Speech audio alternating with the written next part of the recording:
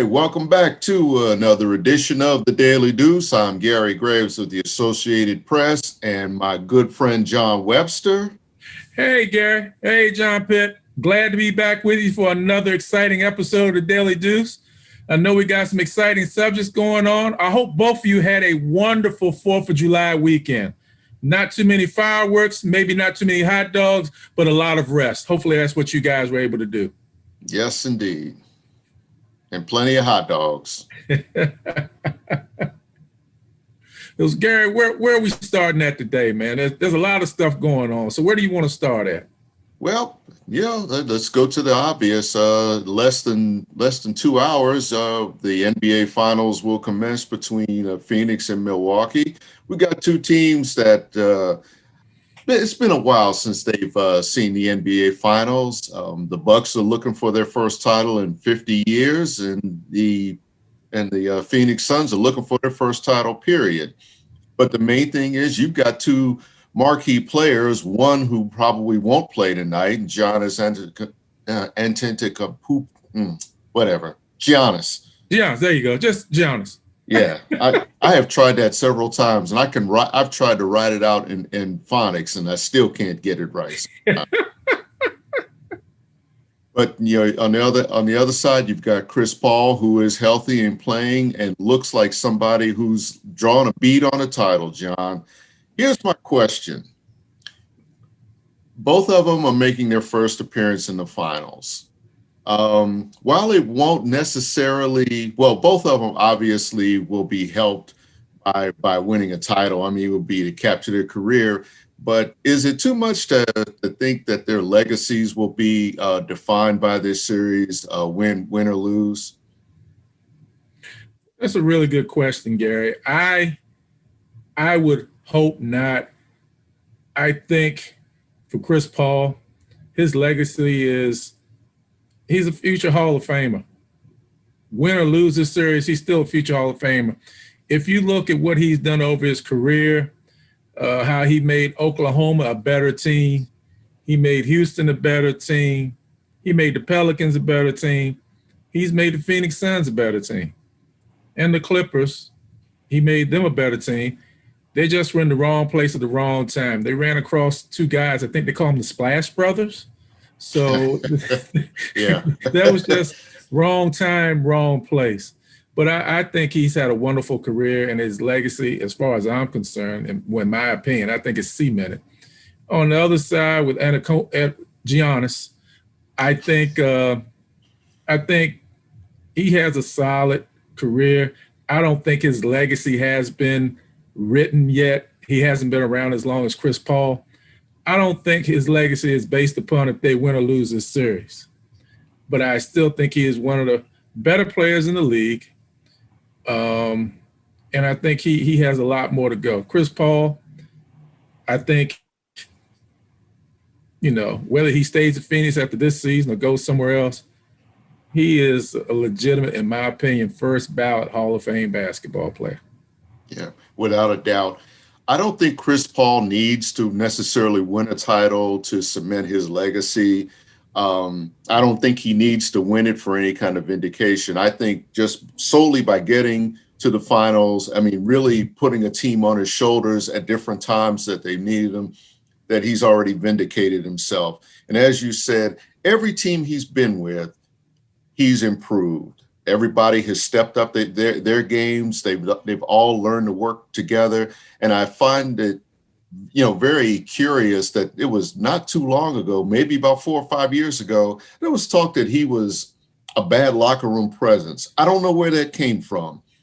I don't know, how anybody can say that, because teammates have all said, he's a great guy to have. He's a leadership guy. He uplifts everybody, and the praise that's lavished on him, especially with the Phoenix Suns, is all you need to know about his impact. Again, I think he's the sentimental favorite to win a title, and I think for him, like you said, his legacy has been cemented. This would be the cherry on top, and it comes just a few years after really what we thought was probably going to be his last chance to really get to the finals and win a championship when he was hurt while playing with Houston. Giannis, on the other hand, like you said, he's got plenty of years ahead of him. It's much like Anthony Davis. That subject came up last year. Anthony Davis won his title, and the conversation immediately shifted to how many more could he win. I do think win or lose, Giannis probably has a few more appearances left in him. And again, if he loses, he's got the window is still open for there as long as he stays there, as long as you can keep that core group together. And I think this series, I say Phoenix in 7. I think it's going to be a very competitive series. As I said from the very beginning, I like how Phoenix plays, Gary. I like, the constant motion, moving without the ball. It's a thing of beauty to me. And I keep harping on the lost art of a 15-foot jump shot. Devin Booker makes it. They do a beautiful pick and roll with Chris Paul rolling off to DeAndre Ayton. So I look for Phoenix in a hard-fought series to take it in 7. All right. Yeah, I agree. I think so. And I think you'll see Giannis probably in game 2. Yep. Yeah. Well, this past Thursday, we saw the beginning of the name, image, and likeness era in college sports with the NCAA approving it and a number of players jumping on the bandwagon. There have been several. I've seen several reports. One player, Ole Miss quarterback, who is getting or is requesting $11,000 an hour through his representation firm. And we'll get it. And we'll get it. And we'll get it. Yeah. I mean, we're talking about SEC country. We're talking about Saturday down south, and I could see him get it. Now, the thing about this that really has jumped out to me that he might be the exception, and we're only talking about maybe one representation firm. But as this thing settles down, where do you see players really standing to benefit? And the question was posed to me here last week. I thought it was very interesting that in a market like Kentucky, where you have no pro team, that it's probably more attractive for a recruit or for some of the players to really cash in, because the local markets, they know who these players are. Maybe less so at Kentucky because of the turnover. I think that's going to take a little while to develop, but several Louisville players have already signed on with the company. I think that they'll stand to benefit. And really, a women's basketball player at Kentucky, she's got so many Twitter followers that, it's been speculated she could approach 6 figures. I think that that's a bit much at this point. But do you see it as really blowing up, or do you see it kind of settling into a pattern that as the year goes on in all the sports, that whoever becomes the famous player or the dominant player, that they will stand to get more endorsement deals? Well, I think as always, the NCAA is 8 steps behind, decides to close the door after all the chickens have gotten out of the barn. And I think they're behind again. I think it's something that needed to happen, and it's happened. I hope it works out. I think one of the things that you really don't have, and correct me if I'm wrong, Gary, I don't think there are really any parameters around this. Like, there's a kid at Mississippi State, he can command $11,000 an hour. I understand Master P's son got a deal. I think he's at Tennessee State playing basketball. It's $2 million a year or something like that. You have a kid that's playing football at, Jackson State?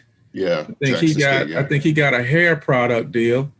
And you have 2 kids who are playing on the women's basketball team at Fresno State, 2 twins, and they have got a deal. So what is the ceiling?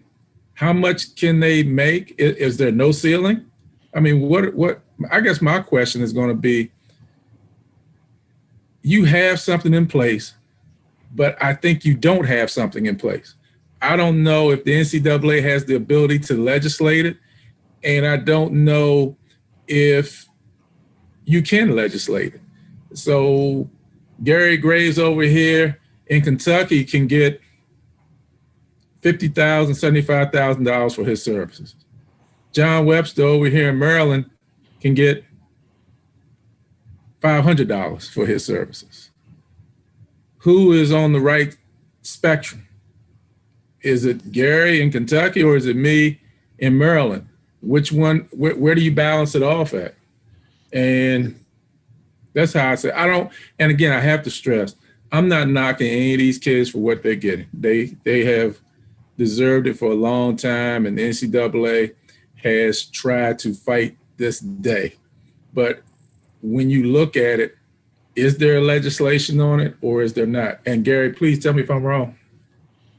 Yeah, the NCAA they've approved it, but it appears that they've left the guidelines to the individual schools or left it to the guidelines with in the state.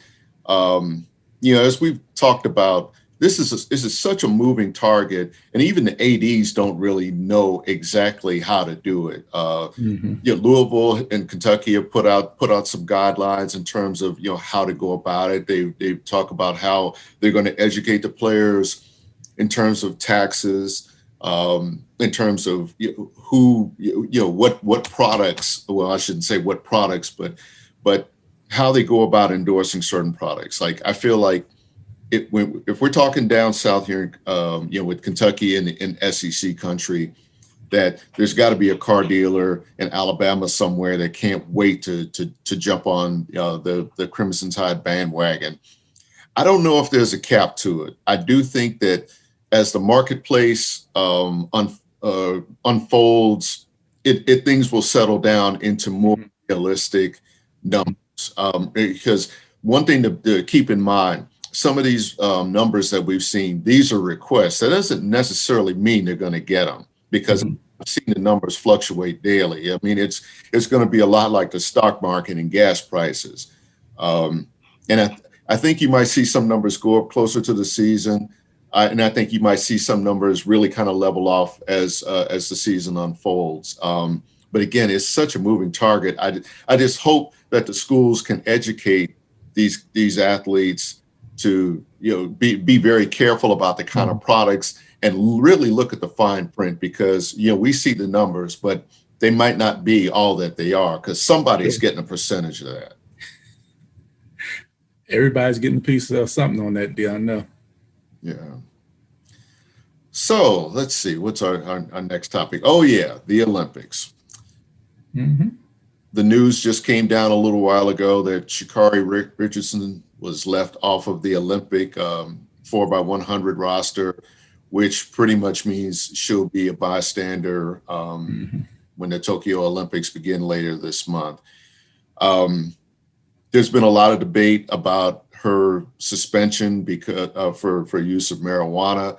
The prevailing opinion seems to be, how in the world is this even still an issue at this point, with so many states legalizing it, and even some countries easing some of the restrictions on it.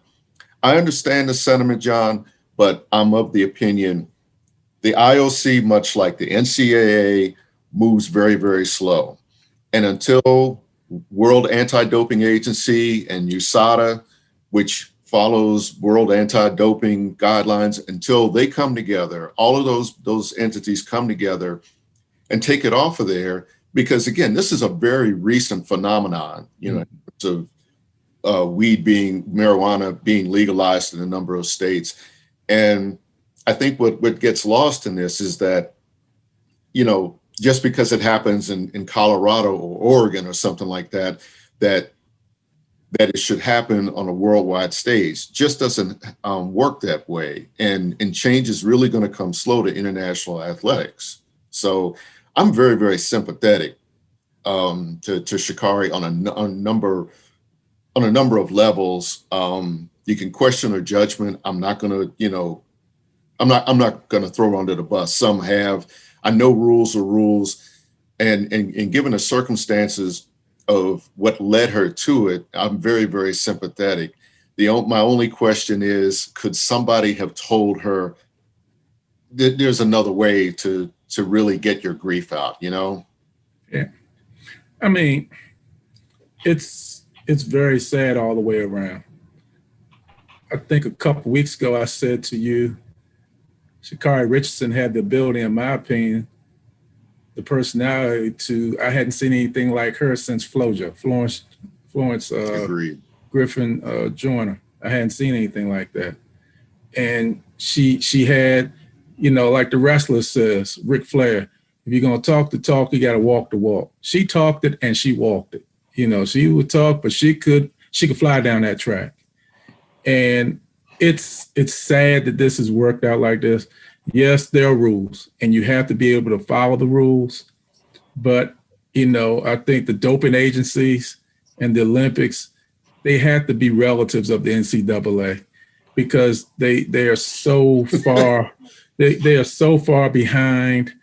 And I had this discussion with a couple of other people where I just think it's not a performance enhancing drug, marijuana, in my opinion.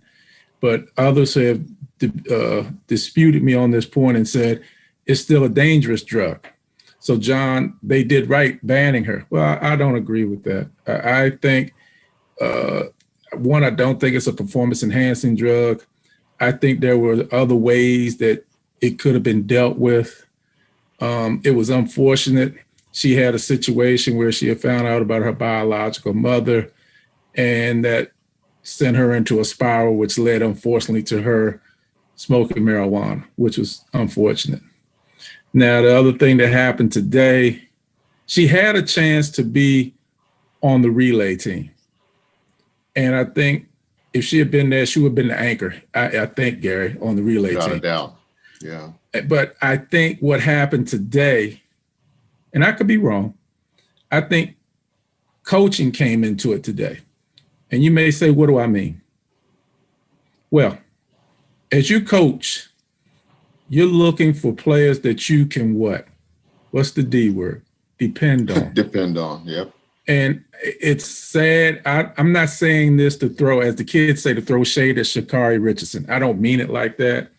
But I think that coach was looking at, as we're here at the Olympics, and if something goes sideways, I don't expect it, but how will she handle it? What will she do? And can I depend on her? If she's on the track, I know we're gold. We're winning, without a doubt. But what happens during that downtime? I think that's what went through that coach's head. And I think that may be part of the reason why she's not on the team. Do I agree with it?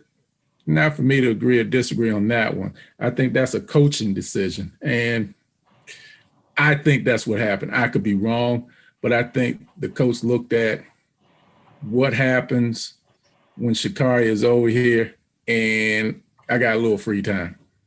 Yeah. Granted, it was said that it was happening because of a unfortunate family incident or situation, but coaches get things in their head, Gary. You coached, you played, and they start looking at a lot of different things. Yeah.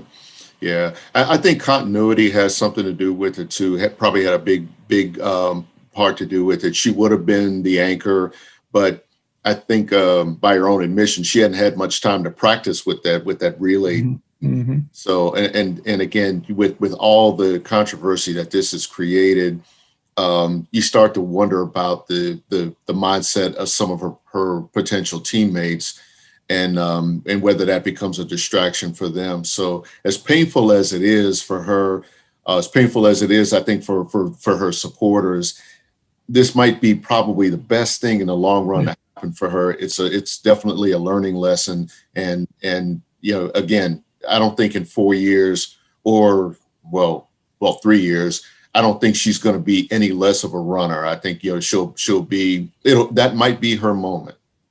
I think it's only going to make her stronger. It's going to only drive her to be even better than what she is now, and hopefully, it gives the Olympics and the doping associations time to figure out what they need to do to upgrade some of their draconian rules and regulations. Exactly. Okay, since we're coming out of the 4th of July, That usually means a discussion about the world's greatest eater, Joey Chestnut. Uh, he didn't, and he's the world's greatest eater this side of John Webster. I have seen this, and I speak from experience. But 76 hot dogs. I forgot the time. I had it right on the tip of my tongue, but 10 minutes. 6 hot dogs is impressive by any stretch. I mean, I don't even know if I eat 76 hot dogs in a year. Hey, Gary, my hat's off to him. I mean, thank you for the compliment. I guess it's a compliment about me eating. There'll be others who would probably say that, that's just disgusting. That's true, but that's disgusting that John could eat like that. But I think it's really good. I've watched the guy eat and eat and eat, and he's unbelievable, man. I don't see anybody on the horizon who will be able to beat him. I really don't. I mean, he broke his own record yesterday. He did 76. Yep, 76 in 10 minutes. And I mean, that's I mean, my stomach hurts just thinking about that. And Gary, add this to the puzzle. He's eating 76 hot dogs, but he also has to eat the bun too. Not just the hot dog. You got to eat the bun as well. So that's that's a bun is 2 sides, right? Oh, that's 2. Yeah. So what's 76 times 2? What's 76 150, 152. 152. So that's 152 pieces of bread and 76 hot dogs. Oh man. I'm glad I didn't eat before coming on here. Yeah. I watched the 30 for 30 over the weekend by Kobayashi and and how he came on the scene. And then of course, it mentioned Joey Chestnut. And sometimes I look at these guys who look more like jockeys, like racing jockeys, and how they can just stuff that much food in them. I mean, there are big guys I know that can't eat food like that. I just don't know how you do it. I don't know what happens with your esophagus, with your throat, just the digestion. I'm sure nobody took him out for a celebratory dinner. He is a bottomless pit. He is an absolute bottomless pit. I remember when I was a kid, I had a couple eating contests, which I won. I'll say it like this. I won. One that sticks in my mind. I was about 10 years old. I was at a summer playground program. Never forget this. I had gone to lunch with the director. Dad had sent me to camp with the guy who was running the camp because he knew him. So I had gone to McDonald's and I got my normal Big Mac, fries,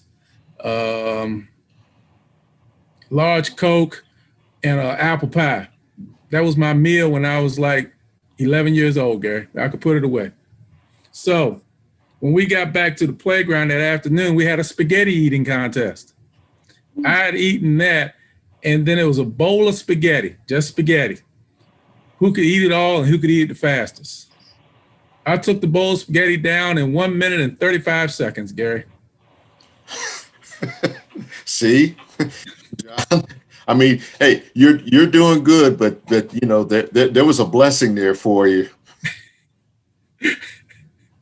Well, my question is, can you enjoy it eating that fast? Well, the thing is, they tell me I always eat fast, which is true. And always when I meet, I'll tell you how beautiful the meal is. I'm always going to tell you it's beautiful. I love to eat. So they don't think I taste the food, but I can tell you what, I've had some really great food. The time you need to worry, if I tell you the food is bad, that's when you need to worry, because there's not too many pieces of food that I'll tell you taste bad. So that's when you need to be concerned. Yeah. And in all fairness, John, I kid you about eating. It's just like, no, you're not a human food vacuum or anything. But like I said, I have seen you when we've gone out for the brotherhood luncheons and everything. And sometimes I wonder where you can put it, my friend. Yeah, well, I think now it's starting to show where I put it, Gary. So I'm glad this is a sit-down show and it's not where we're sitting in a booth and you can see this big stomach that I have now. So that's where it's gone to, Gary. That's where I got to get rid of it. Yeah. Well, as we wrap up, First, I want to extend my condolences to the Columbus Blue Jackets over the loss of their Yeah, goalie, Martis Kivlenieks. Died from an accident, chest trauma from an accident yeah, with an errant fireworks display. And that's, to me, that just illustrates, first of all, the fragility of life. And, yep, as quickly as somebody stars on the rise, that just a freak accident can take him out. And my condolences to the Blue Jackets, to his family, yes, absolutely. teammates, to the hockey world, because Hmm. as those of us that have played sports, we all know that it's a brotherhood, whether Yep, you're a competitor or a teammate. yep, And something like that, when it happens, you really hurt for them, especially in that, in the nature that it did when they were celebrating with friends yeah. and such. And I just want to extend my condolences to his family and to the Blue Jackets. I I guess second that as well, Gary. My condolences as well. That's unfortunate. I think the kid was what, 24 years old. I think he yeah, was. correct. Yeah, Yeah. that's rough. Yeah. Now, as we close, let's have a quick prediction for the Stanley Cup, since we're on hockey. So, do the Tampa Bay Lightning close it out tomorrow night? Yes. I mean, there are some who are out there who are cynics that since Montreal won in overtime last night, 3-2, they're thinking Montreal's going to make this big run. They are not coming back from three down. It ends in Tampa tomorrow night. Yeah. Sorry about the background noise there, but yeah, I think so too. Although Montreal did kind of send a message last night. They were aggressive throughout. Tampa Bay counterpunched, but Montreal, they showed, much like you might expect from the Canadians, that you're not going to sweep them on their home ice. So yeah, Hmm. it goes back to Tampa. I do think Tampa closes it out, and I Yep. think we see the establishment of the next hockey dynasty when you can go back to back. And I think they'll be the first team in probably 25 years to Hmm. to go back to back. Um, and that's very, very, very, very tough. I mean, for them to have that kind of dynasty, as long as Steven Stamkos is on that roster, I think the conversation begins with them, much like it began behind Sidney Crosby, which is a dirty name in Washington, and Mario Lemieux, the other dirty name. But Stamkos, that squad that they put around him, yeah, I just don't see any flaws in it. They'll lose one game, but they won't lose this series. I still think they wrap it up. And Tampa Bay is not a good team. It's a good organization, and they're built for the long haul, not just for this year and last year. They're built for the future. Like the Pittsburgh Penguins, I'll go even further back, Gary. I'll say like the Edmonton Oilers were built for the long haul. Now, I'm really going back with that with Messier and Gretzky in their younger days. But Tampa Bay takes it next game. They, without a doubt, they wrap it up. I'll do Charles Barkley for you. I guarantee Tampa Bay will win. All right. Well, hey, put your money on what John says. Well, that wraps it up for the Daily Deuce for this week. I'm Gary Graves. It's been fun as always. Hey, and I'm John Webster. Thanks for hanging out with us again today. Everybody have a safe and enjoyable week. See you next time. Take care.